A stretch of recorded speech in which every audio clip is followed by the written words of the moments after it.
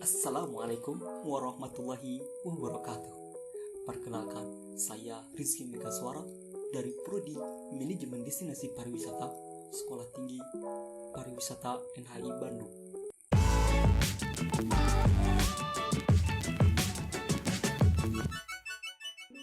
Di era yang serba digital ini, hoax adalah istilah yang cukup lumrah dan sering didengar. Kalau kita membaca di kolom komentar akun berita media sosial, sering kita jumpai kata, ya paling ini hoax saja. Lah, hoax semakin banyak kata-kata hoax di media sosial saat ini. Karena memang begitu faktanya. Semakin banyak beredar berita bohong, maka semakin sulit pula kita untuk menentukan mana fakta yang benar dan yang bukan. Dalam keadaan telanjang bulat. Ya. Karena kalau nggak telanjang nggak ngelihat tuh, saya aja nggak telanjang nggak ngelihat. Begitu saya telanjang saya baru ngelihat. Seumur hidup saya baru telanjang di depan banyak orang gitu. Iya. Itu orang kata kalau bahasa kampung mah ulak saya udah belakang blekok. Tapi saya pengen lihat gitu, pengen tahu. Alhamdulillah tertangkaplah. Jadi ada satu orang datang. Ketika itu diantar oleh dua orang yang menggunakan motor. Lalu ketika itu berjubah hitam dan jalannya pun tidak dengan langkah, melainkan seperti memakai sepatu roda. Sampailah di sini dan itu pun semua menyaksikan di mana orang itu mulailah berubah menjadi ini babi. Ya.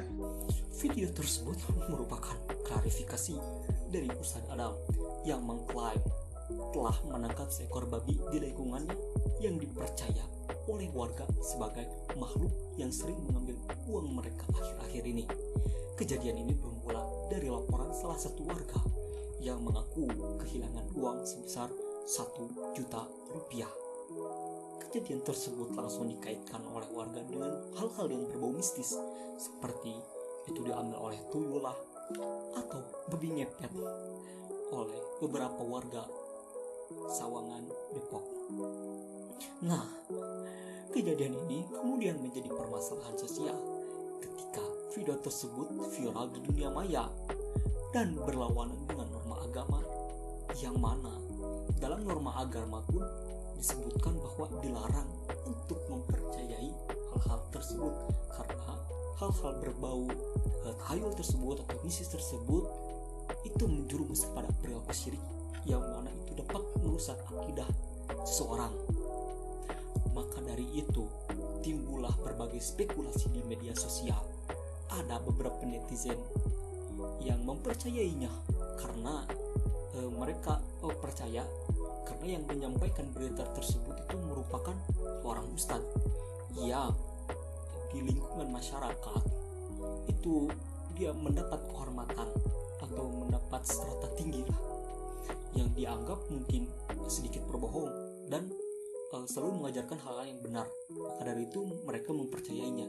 Namun sebagian dari netizen juga ada yang berspekulasi bahwa hal itu merupakan akal-akalan dia karena mereka itu tidak percaya terhadap hal-hal mistis. Nah, karena selain itu juga beredar berita bahwa sang Ustadz Adam ini untuk mendapat ketenaran dan meraup keuntungan dari berita babi ngepet tersebut, mereka menentukan tarif bagi barang siapa yang ingin melihat babi ngepet sebelum dia disembelih, maka diharuskan untuk membayar 2.000. Apabila ingin berfoto itu dikenakan 2.000 lagi. Nah, hal ini merupakan penggiringan opini publik untuk percaya terhadap hal-hal yang di luar nalar, yang mana uang hilang milik warga tersebut merupakan ulah sang babi. Padahal hal tersebut bukanlah merupakan suatu kebenaran. Peristiwa narasi kebudayaan berkedok dunia mistis seperti ini ternyata masih melekat dalam kehidupan masyarakat hingga saat ini.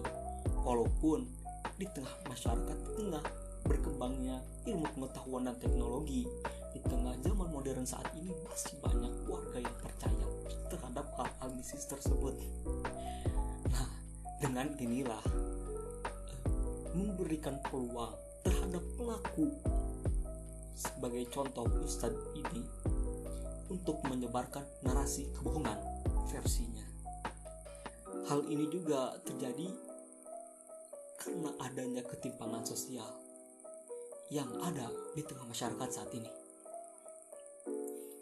John Pemberton dalam bukunya On the Subject of Java memandang peristiwa demikian merupakan upaya masyarakat akar rumput yang miskin untuk mendapatkan eksistensi dan pengakuan di balik ketimpangan hidup. Ini merupakan bentuk budaya tanding dikala mereka tak mampu menjangkau hidup bergelimang harta sebagaimana kaum bangsawan serta artis ibu kota yang saban hari pamer harta di media sosial dan televisi. Nah, kasus penangkapan yang diduga babi ngepet ini memang kasus rekayasa atau settingan yang dilakukan oleh Adam Ibrahim agar dapat menaikkan popularitasnya.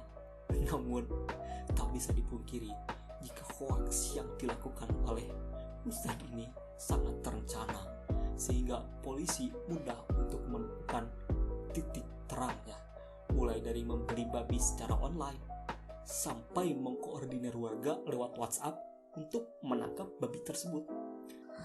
Maka dari itu, dengan adanya kasus seperti ini dapat semakin membuka wawasan masyarakat untuk tidak percaya begitu saja terhadap berita viral yang berseliweran di dunia maya saat ini, yang juga meresahkan banyak orang.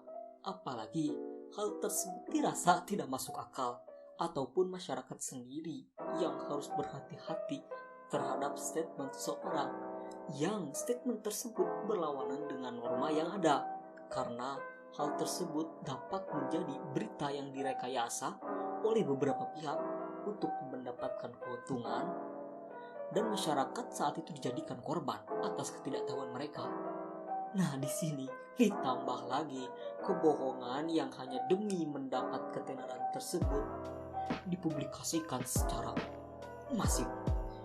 Nah, yang ditakutkan adalah orang-orang di luar sana yang meniru kebohongan seperti ini untuk meraup ketenaran atau keuntungan, seperti kasus babi ngepet ini. Nah, polemik tentang babi ngepet ini hadir bukannya tanpa alasan.